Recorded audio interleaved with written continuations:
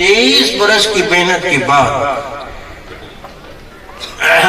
میدان عرفات میں 1,40,000 سے کم و بیش شاگردوں کو کھڑا ہو کر کہتے ہیں اپنے اللہ کے سامنے کہ اے اللہ میں نے 23 برس ان پر محنت کی ہے، کیا آج آپ دیکھیں میں نے رسالت کا اور پیغام پہنچانے کا حق ادا کیا ہے یا نہیں؟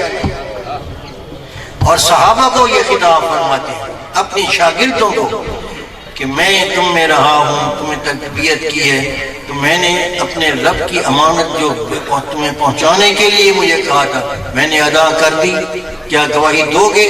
سب نے کہا ہم تو گواہی دیں گے، بے شک آپ نے قد بلغت الرسالہ وادیت الامانہ یہ کہا سب نے۔ تو اللہ تبارک و تعالی نے آپ کی اس پیشکش کو قبول فرماتے ہوئے تصدیق کی کس انداز میں؟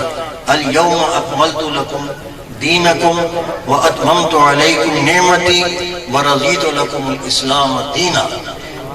آج میں نے، اللہ فرماتے ہیں آج میں نے، آیت نازل کس پر ہو رہی ہے؟ حضور صلی اللہ علیہ وسلم پر۔ خطاب کن کو ہو رہا ہے؟ الیوم اکملت لکم، کم کی ضمیر کس طرف جاتی ہے؟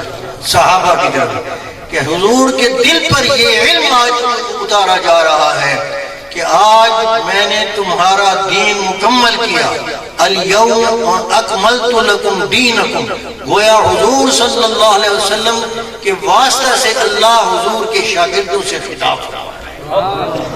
الیوم اکملت لکم دینکم واتممت علیکم نعمتی ورضیت لکم الاسلام دینا، میں نے تمہارا دین مکمل کیا۔ الیوم اکملت لکم دینکم واتممت علیکم نعمتی، اور میں نے تم پر تمام کی اپنی ساری نعمت، ورضیت لکم الاسلام دینا، اور میں راضی ہوا تمہارے واسطے دین اسلام کو منتخب کر کے، اور یہ نعمت اور یہ وراثت تمہاری طرف منتقل کر کے میں راضی ہوں۔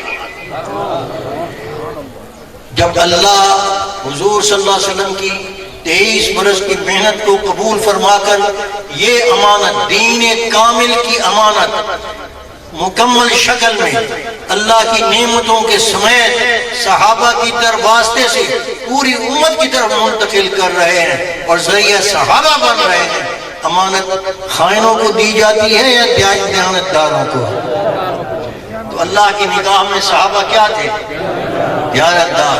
تو معلوم ہوا کہ صحابہ کی تعریف کے لیے یہ ایک جملہ کافی ہے کہ یہ صحابہ 1,24,000 یا 40,000 جتنے بھی تھے، یہ ثمرہ دور نبوت ہے، محنت نبوت کی محنت کا پھل ہے۔ اگر پھل میٹھا ہے تو استاد کامل ہے، اگر پھل کڑوا ہے تو استاد کامل ہے۔ تو اس لیے میرے دوستو، حضور اگر صحابہ کی تعریف کی جاتی ہے تو یہ حضور ہی کی تعریف ہے، اور اگر صحابہ کو مطعون کیا جاتا ہے تو یہ حضور نے خود فرمایا، اللہ اللہ فی اصحابی لا تتخذوهم من بعدی غرضا فمن احبهم فبحبی احبهم ومن ابغضهم فببغضی ابغضهم۔ جو ان سے بغض رکھتا ہے وہ مجھ سے بغض رکھتا ہے، جو ان سے محبت کرتا ہے وہ میری وجہ سے ان سے محبت، میری محبت کی وجہ سے ان سے محبت۔